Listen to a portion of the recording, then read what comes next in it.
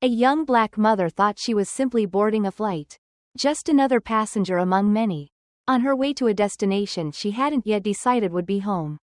But when she goes into labor mid-air, everything changes. Strangers rush to help. A baby is born between sky and earth. But when the plane lands, the real story begins. Authorities step in, questions are asked, and before she even opens her eyes, she's already being investigated. What happens next shocks everyone and sets off a chain of events no one saw coming. Stay with me. This is a story you need to hear. Before we start, drop a comment below and let us know where in the world you're watching from today. And if this story moves you, don't forget to subscribe for more. It all started on what should have been just an ordinary flight. The plane cut through the night like a blade through silk, leaving nothing behind but a whisper of turbulence in the vast, indifferent sky. Inside the cabin, time stretched in that peculiar way it did during long-haul flights. Neither here nor there, caught between departure and arrival, between where you had been and where you were going. Most passengers had surrendered to the exhaustion that came with crossing time zones. Their heads tilted at uncomfortable angles, their bodies slumped in restless sleep. A few remained awake, their faces illuminated by the dim glow of in-flight screens, watching movies they had seen before but couldn't quite remember. It should have been an ordinary flight. But nothing about this flight, or this night, would be ordinary. Sarah Chun, a flight attendant with 8 years of experience and a quiet talent for managing emergencies, was making her final pass through the cabin when she heard it. At first, it was nothing more than a muffled groan, a sound lost beneath the ambient hum of jet engines, the shifting of bodies in seats. Then it came again, sharper this time, pained, desperate. Sarah stopped. She turned toward the back of the plane, toward the rear lavatory, where the sound seemed to be coming from. Her heart picked up pace. She exchanged a glance with Mike, the other attendant on duty, who had been stacking empty cups near the galley. He raised an eyebrow. "Did you hear that?" She nodded. Then, without hesitation, she moved. As she reached the lavatory door, she knocked gently. "Ma'am, are you all right?" A long pause. Then, a heavy breath. A voice, weak and trembling. I think the baby's coming." Sarah felt something shift in the air. Training kicked in. Her body moved before her mind could fully catch up. This wasn't supposed to happen. Not here. Not now. The next few minutes unraveled in chaos wrapped in forced control. Sarah's voice remained steady as she called for assistance. "Mike, we need a doctor on board." Mike didn't ask questions. He turned, moving toward the intercom. Passengers stirred in their seats as his voice crackled through the speakers. "Professional but urgent. Ladies and gentlemen, if there is a medical professional on board, we ask for your assistance in the rear of the aircraft. Please notify a flight attendant immediately." The words sent a ripple of tension through the cabin. People lifted their heads, eyes darting toward the back. Murmurs rising like the static before a storm. In seat 22A, an older white man, silver hair, crisp dress shirt, the kind of confidence that came from a lifetime of being listened to, leaned toward his seatmate. "You hear that?" he muttered. "A baby? On a plane? Christ." His companion, a woman in her 50s with a carefully pressed blouse and the expression of someone who had never been late to anything in her life, let out a quiet sigh. "Some people," she murmured, shaking her head. "Some people." 2 words. But Nathaniel Cole, sitting 3 rows ahead, heard them, and he knew exactly what they meant. Some people. Some people shouldn't be here. Some people shouldn't be traveling alone. Some people shouldn't be having babies mid-flight. Because of course they would. Nathaniel clenched his jaw. It was a familiar weight. This thing settling in his chest. He had carried it before. In boardrooms. In hotel lobbies. In high-end stores where security watched him too closely. He turned slightly, just enough to see the man in 22A. A glance. A single second of eye contact. And then the man looked away. Because that was how it worked. Wasn't it? They could say what they wanted. But when it came time to look a man in the eyes, to see him, they always turned away. At the back of the plane, the situation was spiraling. Sarah had managed to ease the young woman out of the bathroom. guiding her toward the small space near the galley where she could lie down. She was black, young, early 20s, maybe, drenched in sweat, her breathing uneven, her body trembling from a mix of pain and fear. She wouldn't answer questions. Not her name, not where she was from, not who was waiting for her at the other end of this flight. Nothing. She kept her gaze low, her hands gripping her own arms as though holding herself together. Sarah knew fear when she saw it. And this woman, this girl, really, was terrified, not just of the pain, of something more. The plane jolted. Turbulence. A reminder that they were still in the air, still suspended between here and there, still trapped in this fragile metal shell with nowhere to go. The baby was coming, and no one could stop it. A woman emerged from the middle of the plane, making her way toward the galley. Short gray hair, a presence that felt like solid ground. "I'm a nurse," she said. "Labor and delivery, 20 years experience." Sarah almost sighed in relief. Linda, a nurse, a lifeline. Linda knelt beside the young woman, her voice calm, steady. "Sweetheart, we're going to help you. But I need to know. How far along are you?" No answer. The girl shook her head. Her eyes squeezed shut. Sarah felt something cold settle in her stomach. This wasn't just fear. This was something deeper. Something that had been carried long before this flight. The baby was coming. But why did it feel like the mother was trying to disappear? Nathaniel watched it all unfold from his seat. The tension, the shifting unease in the cabin. He saw the way some passengers looked concerned, while others looked inconvenienced. The couple in 22A? The man sighed, rubbing his temples. "Ridiculous," he muttered. "This is exactly why." Quote. Nathaniel didn't let him finish. He turned, facing the man fully this time. "Exactly why what?" The man blinked, caught off guard. For a moment, he looked as if he might say something. But then, just like before, he looked away. Because it was always easier that way. In the back of the plane, the first cry cut through the air. It was small, fragile, but alive. Linda lifted the baby, a tiny girl, her body wrinkled and red, her lungs stronger than anyone expected. "She's small," Linda announced, "but she's breathing." Sarah exhaled. A heartbeat later, the mother slumped back, her body going limp. Sarah's relief vanished. The plane hummed forward, steady, unaware that somewhere between sky and earth, a girl had just been born. And a mother, who had been running from something no one yet understood, had just slipped away. The moment the young mother lost consciousness, the air inside the cabin changed. It was subtle at first. The way a room shifts when something unspoken lingers in the air. The way people start watching without looking. How silence stretched thin like glass, waiting to shatter. Sarah Chun didn't let the panic settle. Linda? The nurse was already working, pressing 2 fingers to the girl's neck, counting, measuring, waiting for something that wasn't coming fast enough. "Pulse is weak. She's breathing, but barely." Sarah nodded, her voice steady even as her heartbeat wasn't. "We need fluids, blankets, something to keep her warm until we land." Mike was on the intercom again, speaking to the captain, relaying updates. The medical team would be waiting at the gate. But they were still 2 hours from landing. 2 hours was a long time when someone was slipping away. In row 22A, the older white man shifted uncomfortably, glancing back at the scene unfolding near the galley. "You'd think she'd have planned this better," he muttered, shaking his head. His seatmate sighed through her nose, the kind of tired exhale that carried quiet disapproval. "Some people don't think ahead." Nathaniel Cole heard them. He had been trying not to listen, trying to keep his focus on the quiet drama at the back of the plane. On the way the nurse's hands moved with practiced urgency.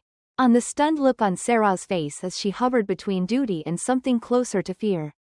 But that phrase, "some people," it was always that phrase. It had followed him through boardrooms, through security checkpoints, through the polished hallways of hotels where the concierge smiled too tightly, too carefully. Some people. The words were never about what was being said. They were about what wasn't. Nathaniel turned in his seat, leveling his gaze at the man beside him. "You think this was her choice?" The man hesitated. "I just mean." Quote. "No, Nathaniel cut him off. Tell me what you mean. The man's mouth opened, then closed. Because that was the thing. Wasn't it? People liked their opinions in the dark.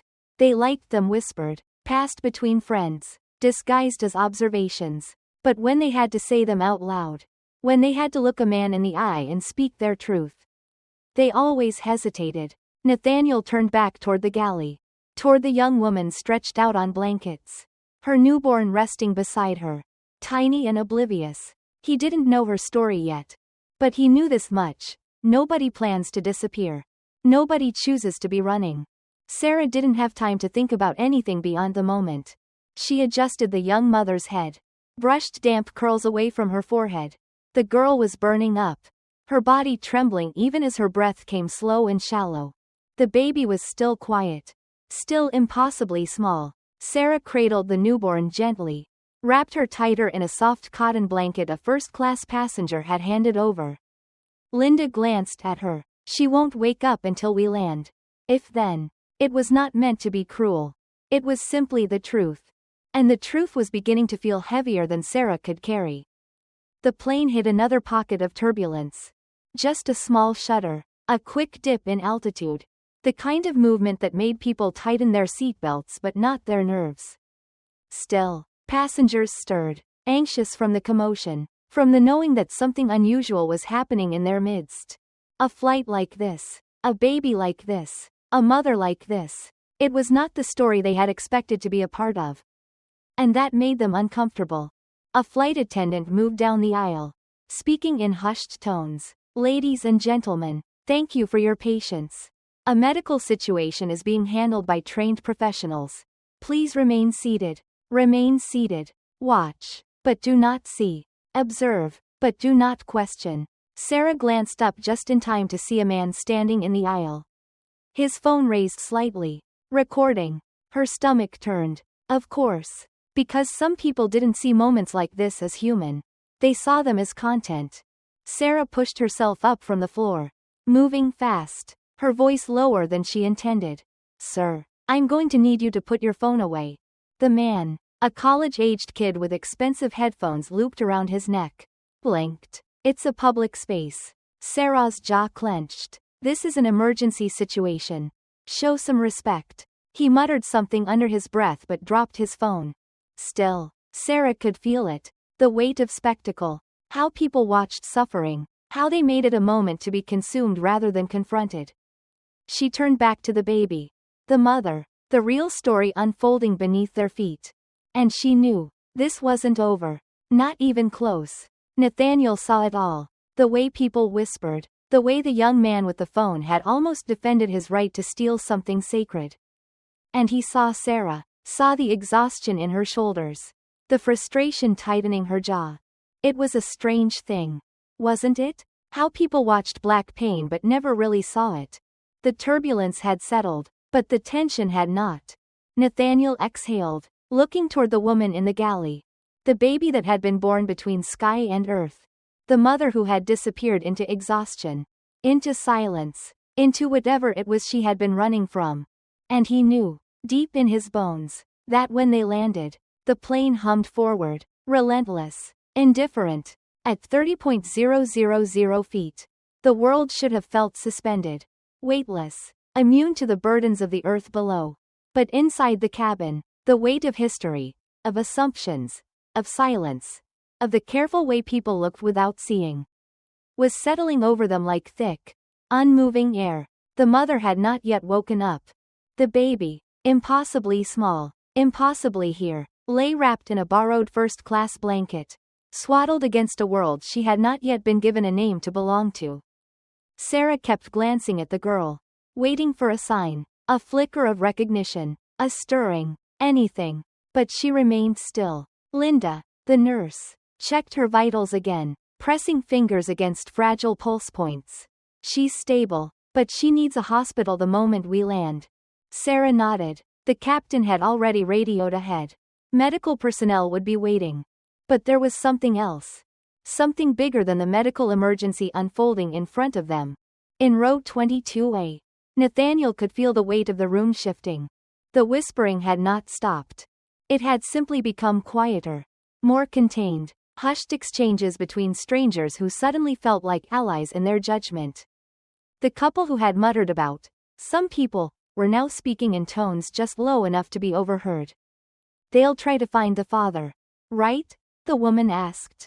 If they can, the man muttered. A pause. Then, what if she's undocumented? And there it was. Nathaniel clenched his jaw, staring straight ahead. The woman wasn't just a woman anymore. She was a problem to be solved. A case to be managed. And the baby? The baby had not even taken her first real breath of the world before people were already deciding where she belonged. Or worse, where she didn't. Sarah knew, before she even turned, that something was coming. She had been a flight attendant long enough to recognize the moment before a storm. The shift in energy, the way tension built like static in the air, waiting to break. And sure enough, a man in first class. Middle-aged, broad-shouldered, the kind of confidence that came from never having been denied anything. Was standing now, not just standing, moving toward her. She straightened instinctively. Miss, he said, his voice even, but with the sharp edge of a man accustomed to being listened to. I need to speak with the captain. Sarah blinked. Sir, we're in the middle of an emergency. Quote, I understand that, he interrupted, but I believe we all deserve to know what's happening here. Her pulse ticked up. The situation is under control. He folded his arms. That's not what I asked. He didn't need to. She knew exactly what he was saying. And so did everyone else. Nathaniel saw it unfold like a scene he had lived before. A man with power. A woman holding the line. A room waiting to see who would bend first. It was always the same. The man in first class wasn't worried about the baby. He wasn't worried about the mother. He was worried about what this meant. And what it meant was that a black woman had just given birth in his world. A world where people like her weren't supposed to take up space. A world where the rules had already been written. And she was breaking them just by existing. Nathaniel unbuckled his seatbelt. And then he stood. He wasn't supposed to. The seatbelt sign was still on. The cabin crew was managing an emergency. But that man wasn't supposed to stand either. And yet, here they were. The moment stretched. Nathaniel met Sarah's gaze for half a second. Just long enough for her to understand. She wasn't alone. Then, without breaking eye contact with the man in first class, Nathaniel spoke. Is there a problem, sir? A simple question. But it landed like a challenge. The man hesitated. Not because he didn't know how to answer. But because he had not expected to be questioned. He looked at Nathaniel. Really looked at him. A black man. Well-dressed. Unshaken. Taking up just enough space to make him uncomfortable. And then, just like before, he looked away. Because it was always easier that way. Sarah inhaled. Quiet but steady. Sir, she said again. Her voice unwavering. Please return to your seat. The man's mouth tightened. His fingers twitched at his sides. But he sat down. Because he could push. But not past this. Not past Nathaniel standing there. Unmoving. Not past the quiet, unspoken fact that the rules had shifted. And for the first time in a long time, they weren't shifting in his favor. The baby stirred then. A soft, sleepy sound. A breath. Small but defiant. The mother did not move. The city lights of New York flickered in the distance. Waiting. Watching. Ready to take them in. Sarah knew, as she glanced down at the newborn, that the hardest part wasn't over. It was just beginning. Because when they landed, this baby would belong to no one. And yet, in the eyes of this world, she already belonged to everyone.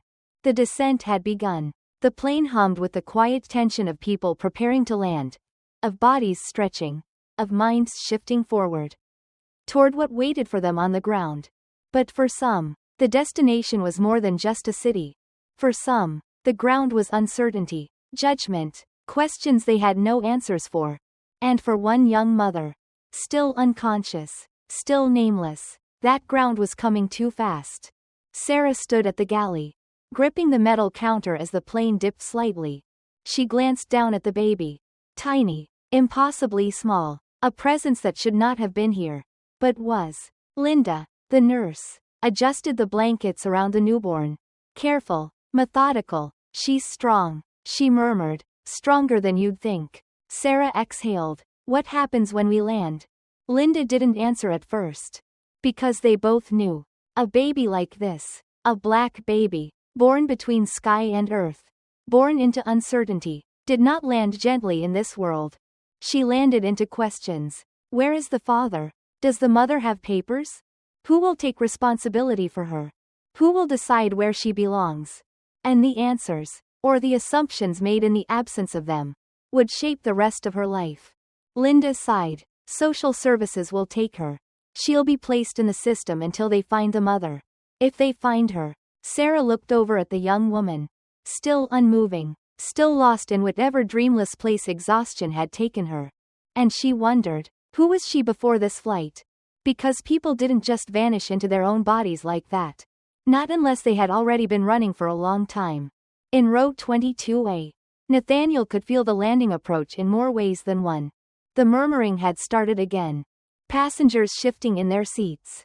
Their concern for the mother and child warping into something else. Curiosity. Suspicion. The man from first class was watching. Not directly. Not the way men like him watched. But in small, sideways glances. In the way he tapped his fingers against the armrest.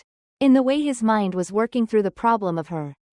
Nathaniel had seen this before. A woman in trouble did not invite help. She invited questions. What is she hiding? Why was she alone? What is she running from? Because when a black woman is found in need, people do not ask what has been done to her. They ask what she has done. And the baby? The baby was just another piece of evidence. Nathaniel clenched his jaw, staring straight ahead as the city lights below sharpened into streets, into buildings, into the world that waited for all of them. He could already hear it. The headlines, the whispers, the way a child born mid-flight would turn into a case before she even had a name. 30 minutes until landing. Sarah was moving on autopilot now. Checking seat belts, preparing the cabin. But her mind was still with the mother. The questions sat heavy in her chest. Who was she? Where was she going? What was she so afraid of that she had been willing to disappear? Sarah turned back one last time. Watching the young woman. Watching her not wake up. And she thought, what if she never does? 15 minutes until landing. The baby stirred. Not crying. Just shifting in the tight swaddle of blankets. Making a small, breathy noise that sounded almost like a sigh. Linda watched her closely. She'll need a name, she murmured. Sarah frowned. Doesn't that come later? Linda shook her head. They'll put something on the forms. And if the mother doesn't wake up to name her. She didn't finish the sentence. She didn't have to. Sarah looked down at the baby. A child who belonged to no one yet. And she thought, how long before the world decides who she is? 5 minutes until landing. Nathaniel watched as the plane tipped forward slightly, adjusting for descent. He watched as passengers turned off their screens, gathered their belongings, and returned to their own lives. But for the mother, still unconscious, for the baby, for the story that had unfolded between these seats, between these rows, between these unspoken boundaries of race and privilege, there was no return to anything. Only a world that would decide for them. Touchdown. The wheels met the runway with a jolt. The kind that reminded you. No matter how high you had been. You always came back down. Sarah closed her eyes for half a second. Then she stood. Medical personnel were already waiting outside. People were already watching. And Sarah knew. This was only the beginning. The plane had landed. But the real descent had just begun. Passengers gathered their things. Adjusting their suits. Slipping their feet back into stiff shoes. Checking their reflections in darkened screens. They were preparing to return to their own lives. But in the back of the plane, a woman still hadn't woken up. The baby still had no name. And a story that had not yet been written was about to be told for them. Sarah stood at the galley, watching through the small window near the exit. They were waiting. Not just paramedics, not just social workers, but others. The men in uniforms. The ones who did not come to save, but to assess, to decide. Sarah exhaled, already knowing what was coming. Because when a black woman is found unconscious, when a black baby is found motherless, it does not begin with care. It begins with questions, with the assumption that something must be explained. That someone must be guilty. Nathaniel Cole stepped into the aisle. Unhurried but certain. He was not involved in this. Not officially. But that did not mean he could look away. Because he had seen this play out before. And he knew exactly how it would go. The paramedics moved first, pushing through the door. A stretcher wheeled quickly toward the galley. Then, the officers. Not in a rush. Because power never needed to hurry. Nathaniel watched as they moved past him. Watched the way their eyes searched the plane. Assessing not just the situation but the weight of it. The woman, the unconscious mother, was still just that. A patient. But in another minute, in another breath, she would be something else. A case. A suspect. Something that required management. Because black pain is never just pain. It is a circumstance to be examined. It is a problem to be solved. And the world always starts with the same questions. What did she do? What was she hiding? What had she been running from? Sarah felt it before she saw it. The shift. One of the officers. Tall, white, late 40s. The kind of man who had spent his life moving through spaces without ever being questioned. Tilted his head, frowning. No ID? He asked, already dissatisfied with the answer. Sarah straightened. Not that we've found yet. We were focused on keeping her and the baby alive. The officer glanced at his partner. Slighter, younger, less sure of himself but learning. Then back at Sarah. So no passport, no identification, just a random woman giving birth mid-flight and disappearing on you? His voice had changed. Not concerned. Suspicious. Sarah felt the weight of it settle. She had been here before. She had heard this tone. This was not about safety. This was about control. She saw the way the officer was already deciding. Because when you are black and unidentified, you are not lost. You are hiding. Nathaniel stepped forward. Not a lot. Just enough. Enough to be seen. Enough to say I'm listening. Enough to remind them that they were being watched. 2. The officer noticed. And in that small glance, Nathaniel saw something familiar. A choice being made. The officer's expression did not change. But his posture did. Because men like him knew the rules. If no one is watching, you press harder. If someone is watching, you soften. And Nathaniel was watching. Linda, the nurse, knelt beside the mother. Her voice steady. She's dehydrated. Possibly anemic. She needs immediate medical attention. I suggest we move her before we start making assumptions. Sarah nearly sighed in relief. Linda had said it out loud. Said the part that people danced around. Before you assume guilt, assume humanity. The officer exhaled through his nose. Unmoved. If she's running from something, we'll find out soon enough. A quiet statement. But a promise, too. Because they weren't going to let her just disappear. And that was the part that made Sarah's stomach tighten. Because wasn't that exactly what the mother had tried to do? Disappear. She hadn't wanted to be seen. She had barely looked at her own child. And now, she was trapped. And so was the baby. Nathaniel watched as the paramedics lifted her onto the stretcher. The baby, still wrapped in blankets, was passed carefully into the arms of a waiting social worker. A woman with kind eyes. But kindness was never enough. The officers followed them off the plane. Not medical personnel. Not family. Not people looking for answers. People looking for a case. The plane began to empty. First class disembarked first, slipping past the scene, eager to return to their own realities. Then business. The economy. Sarah watched as the man from 22A walked past, shaking his head slightly, the corners of his mouth tight with quiet judgment. And she knew, without asking, that this would be a story he told later. A cautionary tale in hushed tones.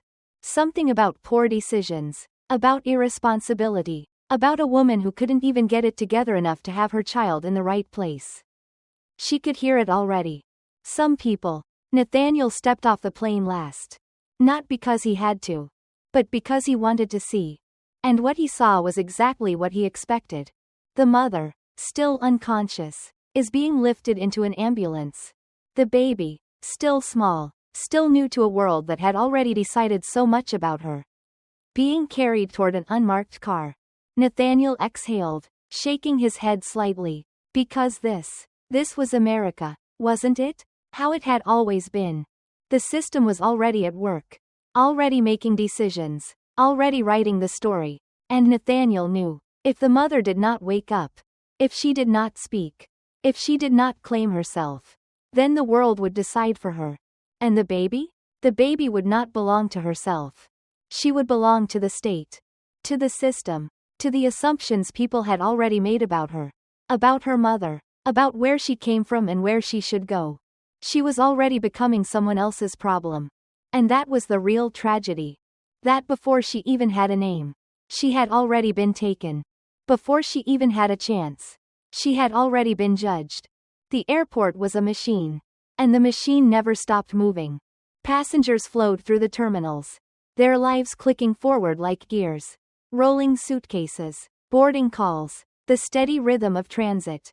But for some, the world did not move so easily.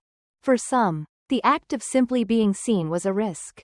And for one unconscious woman and her newborn child, the cost of visibility was about to be decided. Nathaniel Cole walked slowly through the terminal, watching as the paramedics wheeled the young mother past security.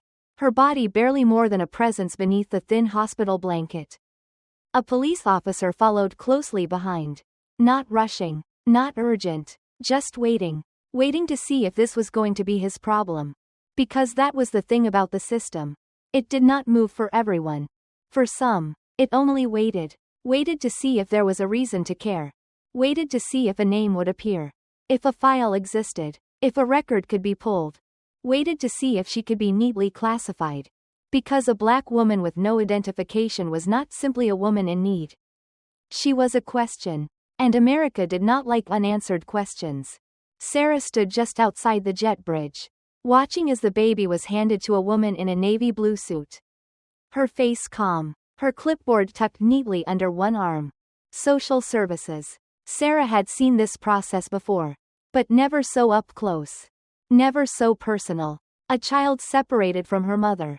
Not yet permanent. But not temporary enough. She could already see it happening. The questions turning into files. The files turning into decisions. The decisions turning into a life someone else would dictate. She wanted to say something. To ask where the baby would go. Who would hold her. What name they would write on the forms. But she didn't. Because what could she say? That wouldn't change the fact that this was already being taken out of the mother's hands. That it had never really been in her hands to begin with. Nathaniel turned toward the officer. Not the younger one. The one still adjusting his belt. Still learning the balance between suspicion and paperwork. The older one. The one who had looked at the unconscious woman and seen a loose thread in his system. Nathaniel had dealt with men like this before. Men who had spent years deciding which stories got told. Who had the power to choose if something was an emergency or an inconvenience. Nathaniel crossed his arms. What's the plan? The officer barely looked at him. Excuse me? With her? Asterisk. He nodded toward the stretcher. Asterisk. She needs a hospital. Not an interrogation. A pause. The officer finally met his gaze. Nobody's interrogating her. Nathaniel gave a small, humorless laugh. Yet. Another pause. A shift. Because he had said it out loud. Had put words to the unspoken things sitting between them. And men like this did not like having their intentions called into the light. The officer exhaled through his nose. Shaking his head. If she's in trouble, we'll find out soon enough. And there it was. If she had done something wrong. If she was here illegally. If she had left that baby on purpose. If there was a reason to see her as a problem. Because that was what this country did.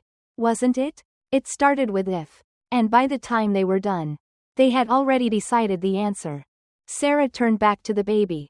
She wasn't crying. Just staring. Blinking. Stretching her fingers.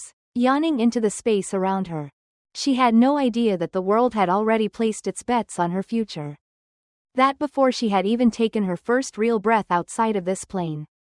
People had already started deciding her fate. She had no idea that she was already a statistic. A question mark. A case number waiting to be assigned. Sarah swallowed hard. Because no matter what happened next, this baby would not be untouched by this moment. Even if she never remembered it. The world would. The world would shape her by it. And the world never forgets what it decides about you before you can decide for yourself. Nathaniel's voice was low when he spoke again. She had a baby on a plane. Not a crime scene. The officer's eyes flickered. Nathaniel saw it. The briefest moment of hesitation. Because the rules were changing. Not fast enough. Not permanently. But enough. Enough that men like him had to think for a second before they did what they always did. And that was something. Not enough. Never enough. But something. The officer turned toward the paramedics. Take her in. Let the hospital handle it. And just like that, she was gone. Wheeled through the sliding doors. Swallowed by the bright, indifferent lights of the hospital wing. The officer exhaled and pulled out a notebook. Because there would be a file. Because someone would need an answer for what had happened here. And if the mother didn't wake up, if no one stepped forward, then someone would give one. Even if it wasn't the truth. Nathaniel watched the baby being carried away. She was disappearing into the system now. And the system did not return what it took easily.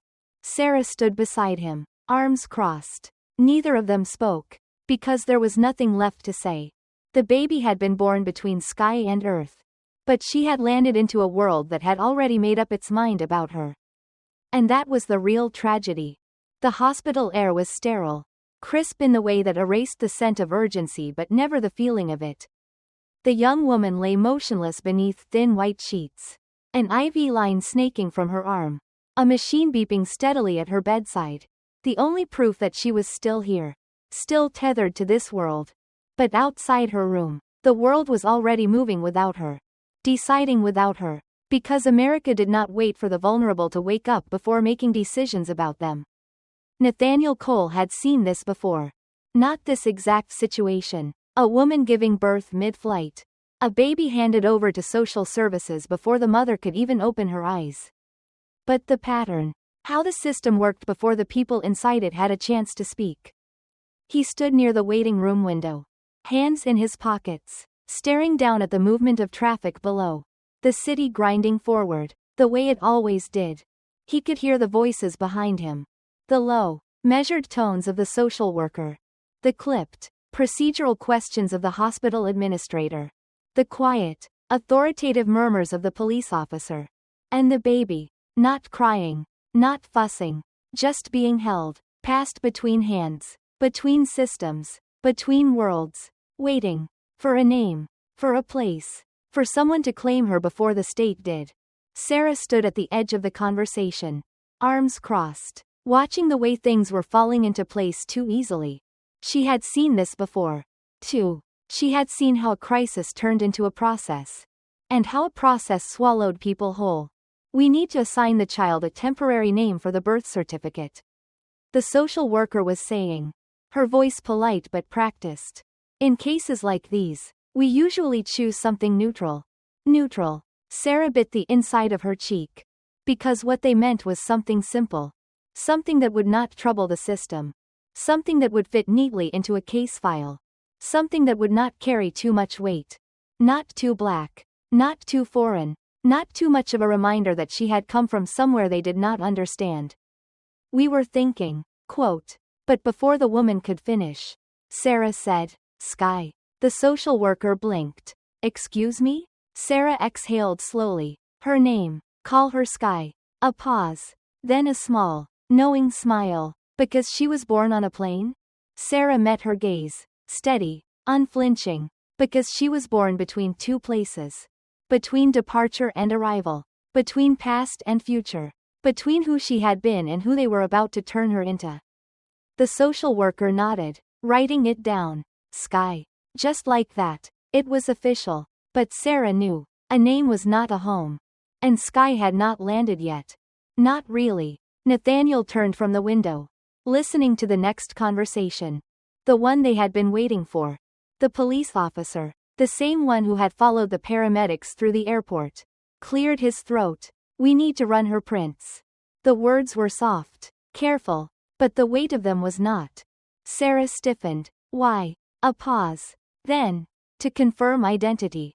Nathaniel let out a quiet, humorless laugh. You mean to confirm whether she has a record? The officer turned to him.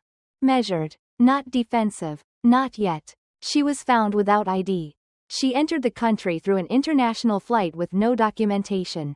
We need to determine if she has any prior. Quote. Any prior what? Nathaniel cut him off. Crimes? Deportations? Warrants? The officer didn't answer. Because they both knew. The process had already begun. The mother had not been accused of anything. She had simply been found in need. But being in need was often mistaken for being at fault. And that was how it always started. Find the past first. Decide the future later. The social worker shifted in place. For now, the child will remain in temporary care while we locate any next of kin. Nathaniel shook his head. And if no one comes forward? The woman hesitated. Then, softly, as if it were just another procedural step, just another paper to be filed, she will enter the foster system. Sarah closed her eyes for half a second. Because she knew what that meant. Sky was no longer just a child. She was a ward of the state. A government decision. A child who would belong to no one unless someone fought for her. A baby who was already at the mercy of a system that did not break for people like her. Nathaniel exhaled, shaking his head. Because this was how black families disappeared. Not always by force. Not always by law. But by paperwork. By process. By the quiet way the world decided things for them while they were still unconscious in hospital beds. The baby, Sky, now, shifted in the arms of the social worker. A small stretch. A soft sigh. Oblivious. To the weight of the world pressing down on her. To the fact that she was already being placed in a category she could not escape from. Sarah watched her tiny hand curl against the blanket. Her small fingers flexing, reaching. And she thought, who will reach for you? Who will pull her from this machine before it swallows her whole? Because the world had already decided too much for her. And if no one pushed back, she would be lost before she even had the chance to be found. Nathaniel rubbed his chin, thoughtful. Then, quietly, deliberately, what if someone did come forward? The room turned toward him. The social worker frowned. What do you mean? He nodded toward Sky. What if someone claimed her? A pause. A hesitation. Because the system was not built for that. It was built for procedures. For paperwork. For waiting. Not for people stepping in before they were expected to. And certainly not for a black man stepping in for a black child that wasn't his. But Nathaniel had seen too much to walk away. And he was not about to let this story be decided without a fight. Sky was asleep now. Still weightless.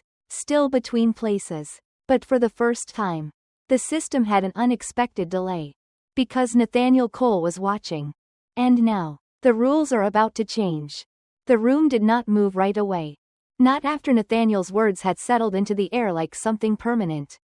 Something no one had expected. What if someone did come forward? The social worker blinked, her professional demeanor momentarily slipping.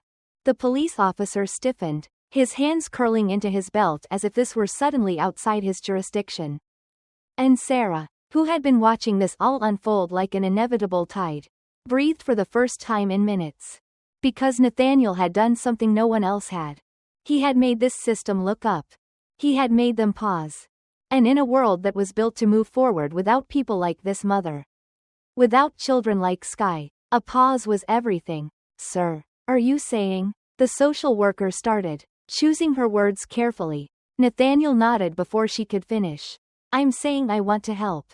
The woman exhaled, not unkindly, but measured. This is a complicated situation. There are procedures, background checks, processes we have to. Quote. I know. Nathaniel's voice was steady, unshaken. But before this becomes another case file. Before she disappears into a system that wasn't built to bring her back. I want to step in. He looked at the baby. At Sky. So small. So unaware that the world had already begun to decide everything for her. He wasn't thinking about the risks. He wasn't thinking about what it meant to suddenly be responsible for a child who wasn't his. He was thinking about what happens when no one steps forward. What happens when no one reaches back. And how many times, in his own life, someone had decided he didn't belong. That he was meant to be lost. He would not let that happen to her. The police officer cleared his throat, shifting his weight. Nathaniel could feel the tension in his posture. the way authority didn't like being interrupted. "Sir," the officer said, slow and careful, "we don't know anything about this child's background. We don't know the circumstances of her mother's situation. You don't even know if you're related to her."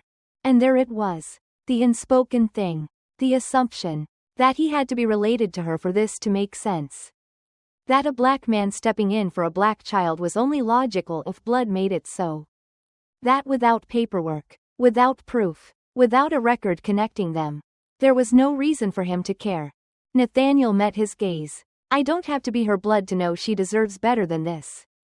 The officer said nothing, because there was nothing to say to that.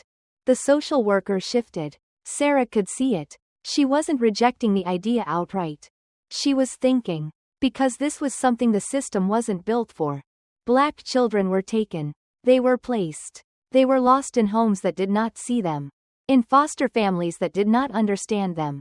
In courtrooms where no one fought for them until it was too late. But rarely, so rarely, did someone step in before the process was complete. Before the damage was done. Before she became one of thousands. Sarah exhaled. Because she knew, somehow, that this was the only way. Sky was not going to be safe in the hands of a system that had already written her story before she had taken her first real breath.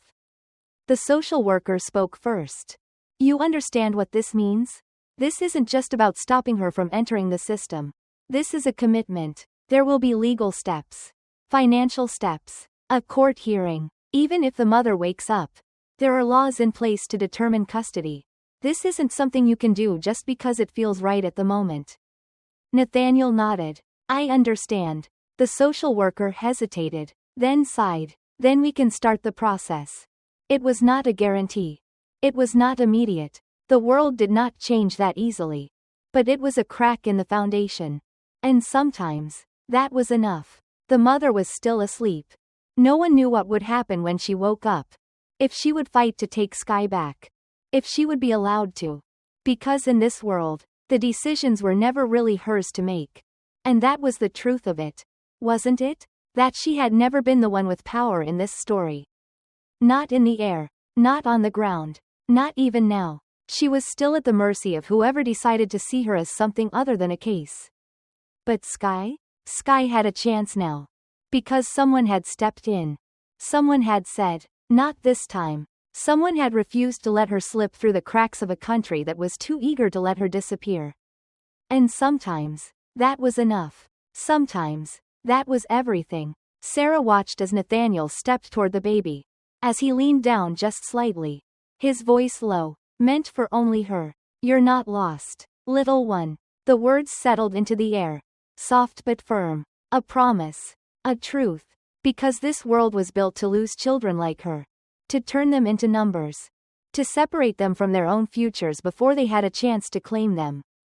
But not this time. Not this child. Not Sky. Not today.